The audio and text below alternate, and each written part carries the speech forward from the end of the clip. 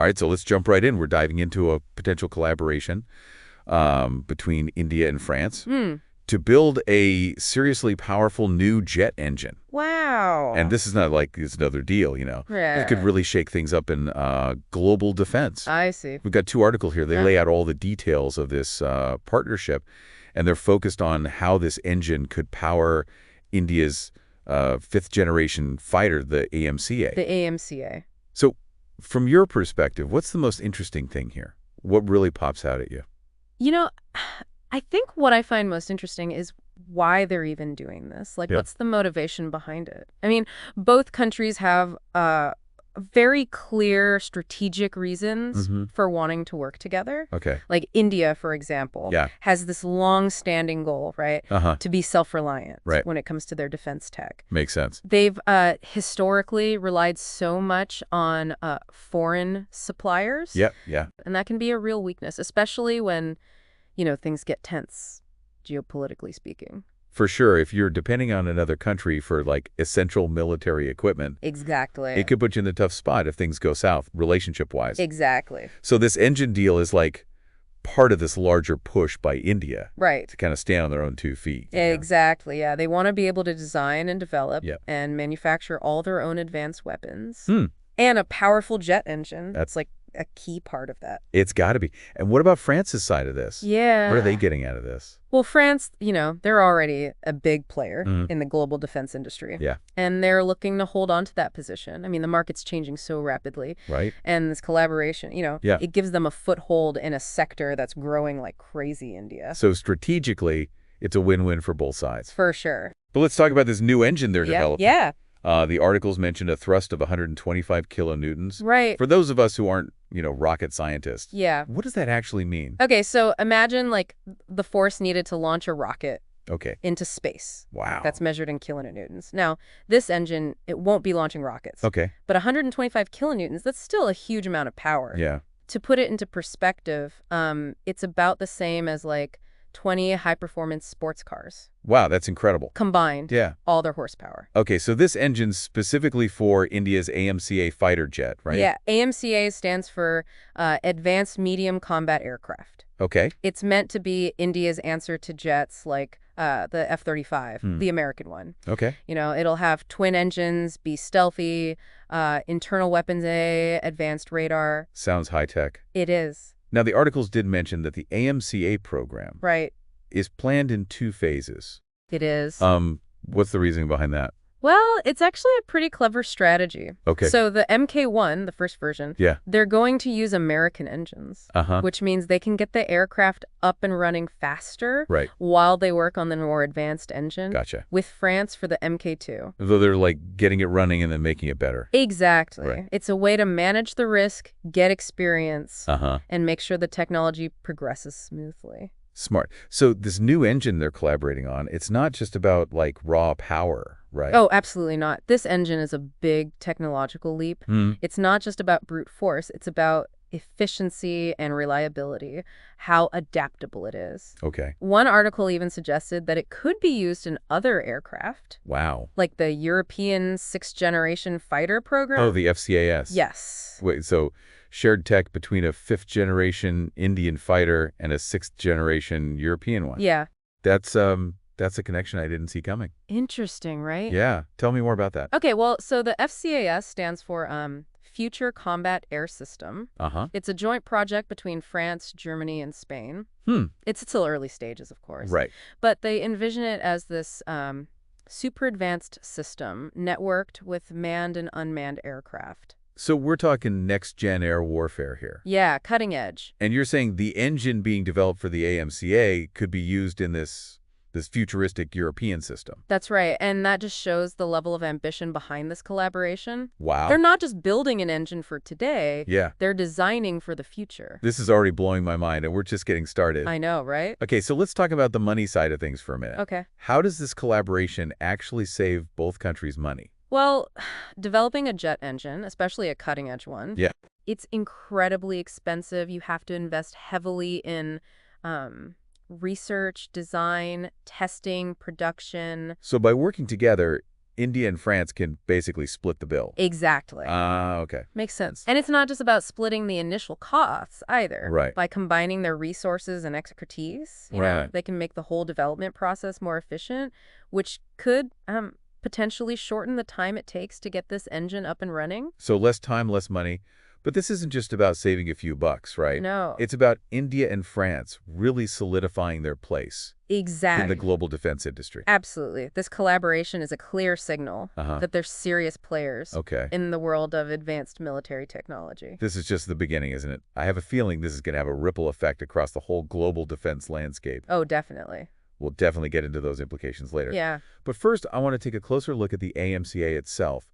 What makes this fighter jet so special? Well, besides the stealth capabilities and all the advanced avionics, one of the most striking things is its diverterless supersonic intake, or DSI. Wait, before we go too deep into the technical stuff, can you explain what a DSI is and why it matters? I'm sure some of our listeners might not be familiar with the term. Oh, you're right. Sorry about the jargon. So think of it like this. A regular jet engine intake, it has this movable part called a diverter. Okay. It controls the airflow at different speeds.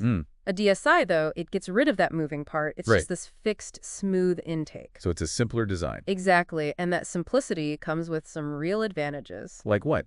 Well, first, it's lighter. Always a good thing. Which is, always good in an aircraft. Yeah. And it reduces the radar signature. Makes it stealthier. Exactly. Plus, it improves airflow at supersonic speeds. So it's lighter, stealthier, and faster. Yeah. It's kind of a win-win-win. That's amazing. And the fact that India is using this cutting-edge tech in the AMCA really says a lot about their commitment to developing a top-tier aircraft. This is fascinating stuff. It's like we're peeking into the future of air warfare. I know, right? All right, let's take a quick pause here so our listeners can catch their breath. When we come back, we'll delve deeper into the strategic implications of this collaboration. What does this mean for the global balance of power? Stay with us. Can't wait. We're back, and before the break, we were talking about the AMCA's divergenless supersonic intake, the DSI. Right.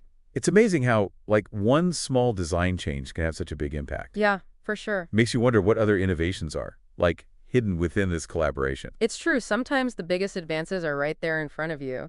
And, speaking of advances, I think the AMCA program with its 2 phases really shows how strategically India is approaching this whole thing, developing this advanced technology. Right. You mentioned they're going with existing American engines for the MK1 while they work on that new engine with France for the MK2. Yeah. But doesn't that, like, create a reliance on the U.S.? At least for now. That's a good point. But you have to remember that India's been diversifying its defense procurement for a long time. Okay. They've bought equipment from Russia, Israel, other countries too. This phased approach, that gives them some flexibility. So they're not putting all their eggs in one basket. Exactly. And this strategy, it actually lines up with a broader trend we're seeing. Globally, I mean. It's like a shift away from a unipolar world where one nation dominates towards a more multipolar world. Oh, interesting. With multiple power centers. So this collaboration between India and France, it's like a sign of that shift, a move towards a more balanced, I guess, global power dynamic? I think so, yeah. And that has big implications, not just for defense, but for economics, international relations. Countries like India, with their growing economy, their tech capabilities, they're really asserting themselves. Yeah, it's fascinating to see how this is all playing out in defense technology. You've got those established players like the U.S. and Russia. Right. And then these rising powers like India and China investing so much in developing their own advanced weapons. Absolutely. It feels like a whole new era of competition. And that competition, it can be risky, but it can also drive innovation. In what way? Well, when countries are trying to stay ahead, they're more likely to put money into research and development, push the limits of what's technologically possible. So this engine collaboration, could it lead to even more advancements down the line? It's possible, yeah. We're not just talking about one engine for one aircraft. Right. This could lead to all sorts of spin-off technologies, advancements in materials, propulsion, even manufacturing, things that could go way beyond defense. That's incredible. But this engine's still in development. Yeah. What are some of the challenges they might face in getting this project off the ground? Well, developing something this complex always comes with challenges. Here you've got 2 countries, different engineering cultures, design philosophies, different regulations. Right. Trying to bring all that together can be tricky. So it's not just about the technical side of things, it's about the people too. Exactly. They need clear communication, build trust, figure out how to work together across borders and time zones. Right. And then there's the issue of intellectual property. Yeah, you've got these two countries, each with their own interests, sharing sensitive technology. There's going to be some tension there. It's bound to happen. But those challenges can also be opportunities. If they can navigate these complexities, it could lead to even closer collaborations down the road. It's like a high-stakes chess game. Yeah, a little bit. Each side making its move, trying to predict what the other will do. But the prize here isn't just a jet engine, is it? It's about securing their place in this new world order. That's a great way to put it. It really highlights the stakes involved. This collaboration, it's not just about technology, it's about shaping the future, geopolitically speaking. This has been an incredible deep dive so far. We've covered so much, from the AMCA's specs to these global power dynamics. I know, it's fascinating. But before we wrap up, I want to bring it back to our listeners. What's the takeaway here? Why should they care about a deal between two countries halfway across the world? That's the key question, right? Here's the thing. In today's world, everything's connected. What happens in one place can impact everyone else. This engine collaboration, it might seem like a niche topic, Right. but it reflects something much bigger. What do you mean? The rise of new powers, the spread of advanced technology, this competition for influence. So even if you're not like a defense expert or a diplomat, this deal matters because it's a sign of the times, a glimpse into the future of global power. Exactly. And understanding these shifts is important for everyone, not just the experts. It affects all of us, right? Our economies, our security, everything. Absolutely. That's why it's so important to stay informed, have these discussions, and really grapple with how complex the world is becoming. It's a reminder that we can't ignore what's happening elsewhere. Things that seem far away can still have a real impact on all of us. I agree. Well said. Okay, we're going to take a quick pause here to gather our thoughts. When we come back, we'll wrap up this deep dive with some final reflections on the potential long-term impacts of this collaboration. Don't go anywhere. Welcome back. We've been talking about this fascinating collaboration between India and France. Yeah. This new jet engine. And honestly, the more we dig into it, the more interesting it gets. Right. It goes way beyond just, the technical stuff. It does. Like, we're talking about shifts in power, innovation, the future of, global defense. It really shows you how connected everything is, doesn't it? Absolutely. And speaking of connections, we've talked about, the strategy behind it, the technology. But what about the economic side of things? Could this be a big deal for both countries, economically speaking? I think it definitely has the potential. India's economy is growing really fast. Right. And they need advanced tech. This collaboration lets them not only get that tech, Yeah. but also develop the skills to build it themselves at home. Right, right. That could mean more jobs, economic growth, Okay. a real boost to their aerospace industry. So it's not just about buying a product, it's about investing in their future. Exactly. It's about moving up, not just being a consumer of technology, but becoming a producer. Right. Maybe even an exporter one day. And what about France? Yeah. For them, this is about tapping into that Indian market, right? Exactly. France has always been innovative Uh-huh. in aerospace. This partnership gives them access to one of the most promising markets out there. It's a chance to show off what they can do, secure those big contracts, Okay. really solidify their position as a leader. That's like a perfect partnership, each side benefiting from the other's strengths. Yeah, I think so. But beyond the economics, this has implications for, global security too, right? Oh, for sure. Remember, we're talking about an engine Yeah. that could power not just the MCA, but potentially the European SCS. Right, right. These are advanced weapons systems. So this isn't just a business deal. It's about, strengthening their military capabilities. It's about giving them the ability to defend their interests and those of their partners. And this is happening at a time when things are getting pretty tense globally. For sure. We've got rising tensions between major powers, new weapons tax spreading, new threats popping up all the time. Absolutely. In cyberspace, outer space, it's a whole different world out there. And in that kind of world of these partnerships, they become even more important. It's about working together, sharing presenting a united front. Right. When you're facing these big challenges. Strength of numbers. Exactly. But it's not just about military power, though, is it? There's a diplomatic aspect to this as well. Definitely. This partnership shows how close India and France are becoming. Mm-hmm. It's about trust, shared interests. Okay. It shows they're committed to working together, and that can have a ripple effect, Yeah, like a domino effect. Yeah, it can influence relationships with other countries, shape the whole geopolitical landscape. It's a reminder that even though the world feels divided sometimes, collaboration is still possible. I agree. And when countries can come together to face challenges, to push the limits of what's possible, amazing things can happen. I think that's a really important point. It shows what we can achieve when we work together. So as we wrap up this deep dive, I want to leave our listeners with something to think about. We've explored a lot, the strategy, the tech, the economics, the security implications.